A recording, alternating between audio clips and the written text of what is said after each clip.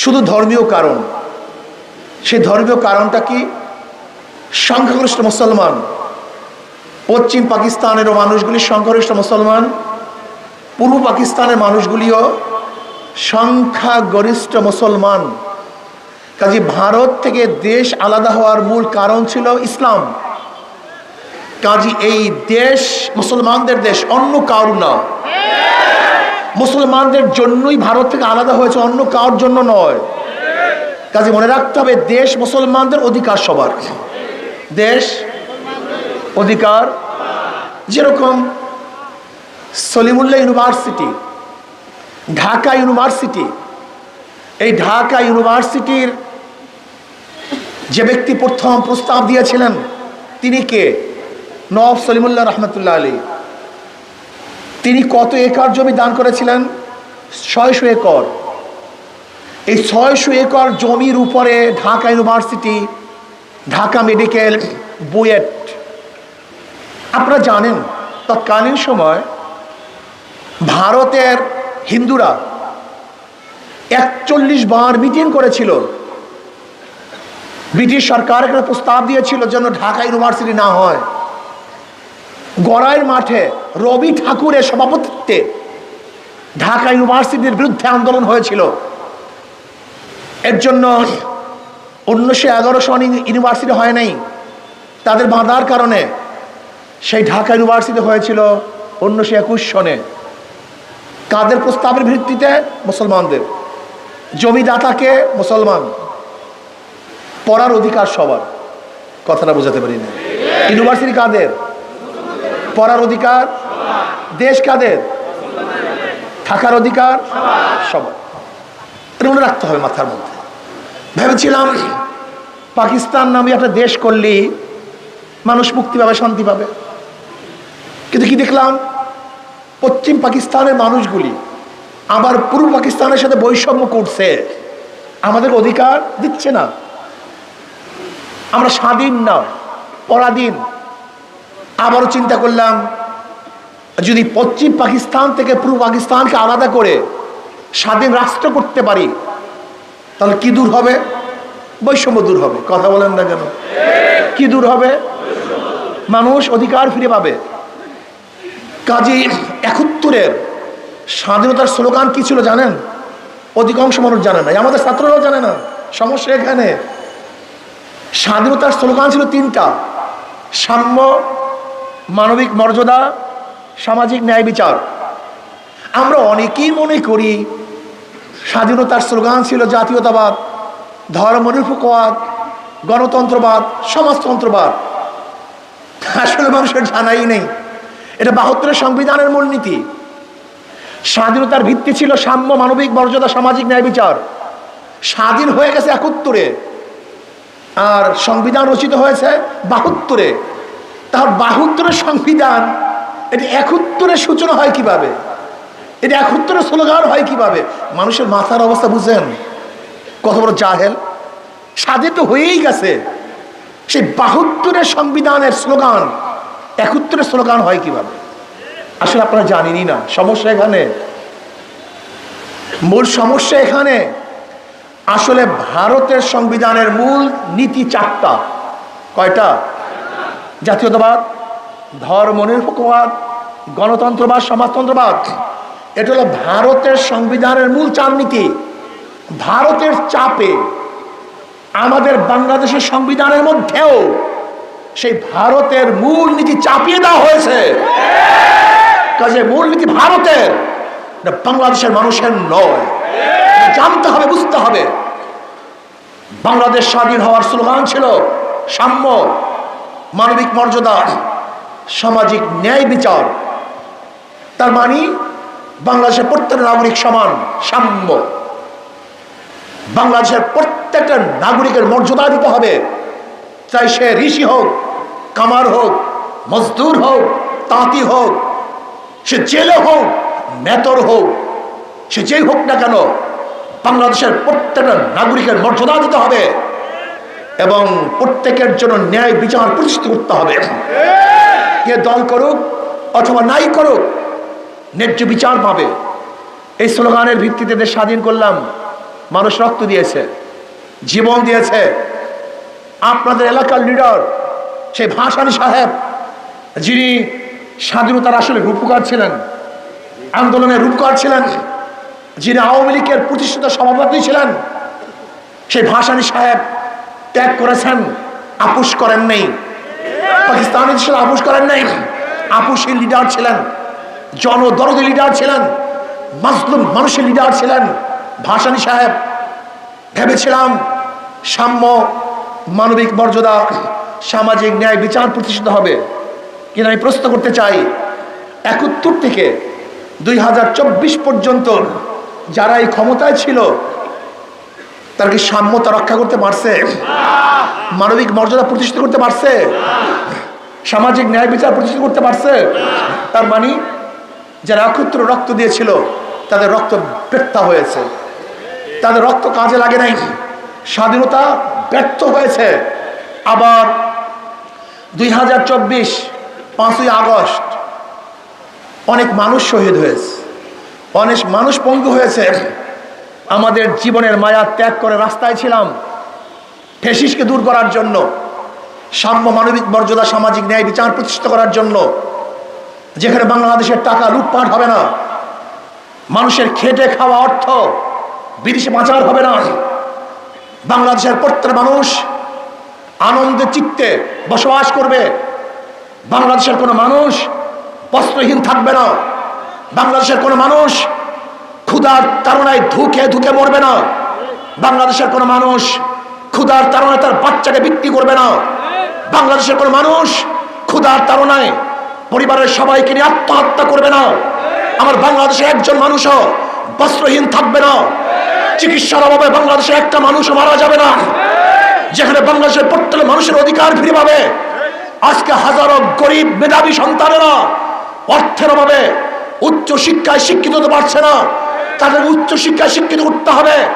আজকে বাংলাদেশের হাজারো নারীদেরকে ধর্ষণ করার পরে হত্যা করা হয়, আমার বাংলাদেশে একটা নারী হত্যা হবে না। আজকে বাংলাদেশের হাজারো নারীদের মুখের মধ্যে, চেহারার মধ্যে এসিড নিক্ষেপ করে দগ্ধ করা হয়, আমাদের একজন মা বোন অপমানিত হবে না। আজকে বাংলাদেশের কোনো কৃষক, শ্রমিক, মাজলুম, তাঁতি, কামার, জেলে, মুসলমান, হিন্দু, বৌদ্ধ, খ্রিস্টান কার মধ্যে বৈষম্য থাকবে না। বাংলাদেশের প্রত্যেক মানুষের অধিকার ফিরিয়ে দেব, চাঁদাবাজি থাকবে না, জুলুম অত্যাচার থাকবে না। এর জন্য রক্ত দিয়েছিলাম, আন্দোলন করেছিলাম, কিন্তু আমরা কি দেখেছি? ৫ই আগস্টের পরে আবারও জুলুম, আবারও অত্যাচার, আবারও চাঁদাবাজি, আবারও মিথ্যা মামলা, আবারও বিচারহীন খুন। এর জন্য মানুষ রক্ত দেয় নেই, এর জন্য মানুষ জীবন দেয় নেই, চাঁদাবাজি করার জন্য জীবন দেয় নেই, কোন দলকে অবৈধ ক্ষমতা দখল করার জন্য আবু সাইদ মুক্ত রক্ত দেয় নাই।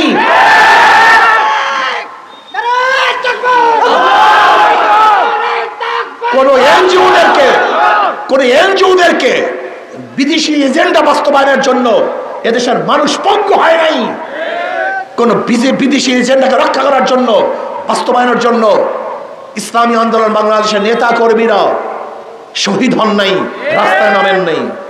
অথচ কি দেখেছি? আজকে যাদেরকে উপস্থিত নেওয়া হচ্ছে এরা কারা, এদের পরিচিতি কি, এদের চরিত্র কি, এদের যোগ্যতা কি, আমরা দেশের মানুষ জানি।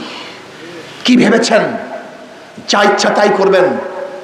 যে দেশের মানুষ ব্রিটিশদের বিরুদ্ধে লড়তে পারে, যে দেশের মানুষ পশ্চিম পাকিস্তানের বিরুদ্ধে লড়তে পারে, যে দেশের মানুষ ফ্যাসিস্টের বিরুদ্ধে লড়তে পারে, রক্ত দিতে পারে, জীবন দিতে পারে, মনে রাখবেন যতদিন পর্যন্ত বাংলাদেশের মানুষের অধিকার আদায় না হবে ততদিন পর্যন্ত লড়াই চলবে, চলতে থাকবে ইনশাআল্লাহ।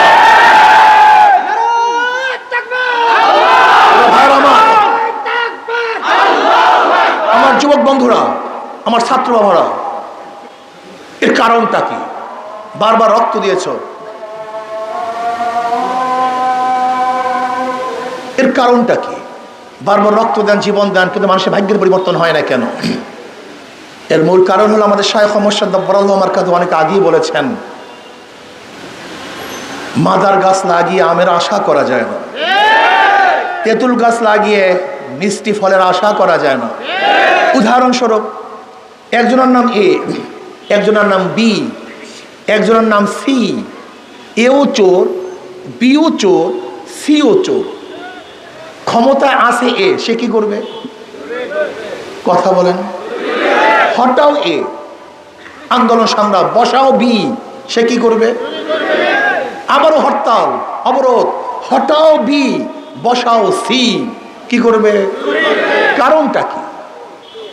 নেতার পরিবর্তন হয়েছে, দলের পরিবর্তন হয়েছে, নীতি ও আদর্শ পরিবর্তন হয়নি।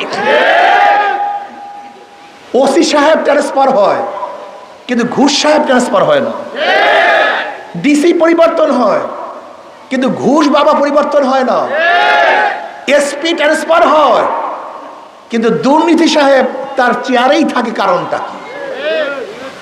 এসপি পরিবর্তন হলে দুর্নীতি পরিবর্তন হয় না, ডিসি ট্রান্সফার হইলেই ঘুষ যায় না, ওসি গেলেই ঘুষ দূর হয় না। এর কারণটা কি? ব্যক্তির পরিবর্তন হয়েছে, নীতি আদর্শে পরিবর্তন হয়নি। আমি জনগণকে বলবো, আপনারা বারবার ভুল করেছেন, বারবার ভুল করেছেন। এতদিন চাঁদা তুলছে লেন্টু, এখন চাঁদা তুলে ফেন্টু। এতদিন দুর্নীতি কেন্টু, এখন দুর্নীতি করে লেন্টু। শুধু হাতের পরিবর্তন হয়েছে, চাঁদার পরিবর্তন হয়নি। শুধু ব্যক্তি পরিবর্তন হয়েছে, জুলুমের পরিবর্তন হয় নাই। মনে রাখতে হবে, চোরের মাধ্যমে চুরি বন্ধ করা যায় না, দুর্নীতিবাজের মাধ্যমে দুর্নীতি বন্ধ করা যায় না, সন্ত্রাসের মাধ্যমে সন্ত্রাস বন্ধ হয় না। কাজে চোর ডাকাত বদমাশদেরকে যতদিন পর্যন্ত ক্ষমতায় নেবেন, ততদিন পর্যন্ত আন্দোলন করবেন, সংগ্রাম করবেন। নীতি ও আদর্শ পরিবর্তন না হওয়া পর্যন্ত মানুষের ভাগ্যের পরিবর্তন হবে না। এই জন্য আসুন, শুধু নেতা নয়, নীতির পরিবর্তন চাই। শুধু নেতা নয়, নীতির পরিবর্তন চাই। এমন একজন লিডার, এমন একজন নেতা বসাতে হবে, ক্ষমতায় নিতে হবে, যাদের মধ্যে আল্লাহর ভয় আছে, যারা আল্লাহকে ভয় করে, আল্লাহর সামনে দাঁড়িয়ে হিসাব দেওয়ার দিনকে ভয় করে। তারা যতদিন পর্যন্ত ক্ষমতায় যাবে না, ততদিন পর্যন্ত দুর্নীতি হবেই হবে, বন্ধ হবে না। এর জন্য জনগণকে ঐক্য হতে হবে। দেখেন, রাজনীতিবিদরা স্বার্থপর, এরা স্বার্থবাজ। এরা যে কোনো স্বার্থের কারণে যে কোনো জিনিস করতে পারে। আপনি কি দেখেন না ইদানিং বিএনপির চরিত্র দেখছেন না? তাদের অবস্থা কি চলতেছে? হ্যাঁ, চোরে চোরে হালি, এক চোরে বিয়া করে আর এক চোরের হালি। কন্ট্রাক্ট এই 71 থেকে 2024 পর্যন্ত কম্প্রোমাইজে দেশটাকে লুট করছে, চুরি করছে, ওরা ডাকাতি করছে, ওরা দেশকে লুটপাট করার চক্রান্ত করতেছে। কাজে জনগণ ঐক্য হন, জনগণ ঐক্য হন, আমরা না, নেতারা না। জনগণ ঐক্য হন। যেই দলের মধ্যে, যেই ব্যক্তির মধ্যে দুর্নীতিবাজ আছে, চোর আছে, গুন্ডা আছে, চাঁদাবাজ আছে, ধর্ষক আছে, খুনি আছে, আপনারা তাদেরকে বয়কট করেন। ওদের দল করব না, ওদেরকে ভোট দেব না। যদি আপনারা ঐক্যবদ্ধ হন, ভোটাররা, জনগণ, তার কোনো দুর্নীতিবাজ বাংলাদেশে স্থায়ী হবে না, ক্ষমতায় যাবে না। আসুন, যদি মনে করেন ইসলামী আন্দোলন বাংলাদেশের সূচনা থেকে আজ পর্যন্ত তাদের কথা এবং কাজে মিল আছে, করতে পারেন।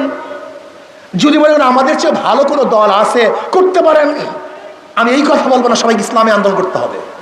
আমি বলবো এমন এক দল করতে হবে যারা মানুষের অধিকারকে ফিরিয়ে দিবে, যারা সাম্য, মানবিক মর্যাদা, সামাজিক ন্যায় বিচার প্রতিষ্ঠিত করবে, যারা আল্লাহকে ভয় করে শাসন কার্য পরিচালনা করবে।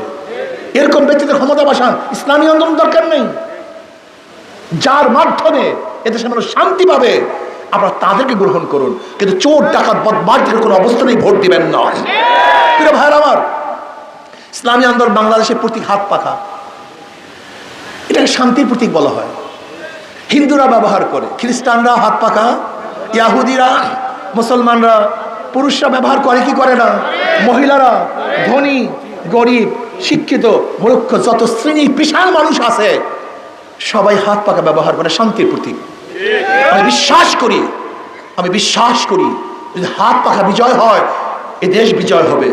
হাত পাখা বিজয় হয়, এই জনগণ বিজয় হবে, হাত পাকা বিজয় হয়, মাজলুমরা বিজয় হবে, হাত পাকা বিজয় হয়, গরিবরা বিজয় হবে, হাত পাকা বিজয় হয়, ধনীরা বিজয় হবে, হাত পাকা বিজয় হয়, পুরুষরা বিজয় হবে, হাত পাকা বিজয় হয়, মহিলারা বিজয় হবে।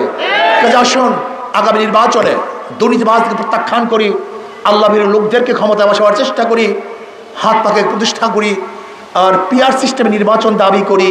সংখ্যানুপাতিকহারে নির্বাচন হবে, যে যত পার্সেন্টের ভোট পাবে সে তত প্রার্থী সংসদে যেতে পারবে। যেমন হাত পাখা যদি 30% ভোট পায় তাহলে 90 জন সদস্য সংসদে চলে যাবে। কাজে পিআর সিস্টেম নির্বাচন হলে এদেশের মানুষ শান্তি পাবে, মুক্তি পাবে। আল্লাহ আমাকে এবং আমাদের সবাইকে দেশ, মানবতা, ইসলামকে প্রতিষ্ঠা করার তৌফিক দান করেন এবং চেষ্টা করার তৌফিক দান করেন। আল্লাহুম্মা আমিন।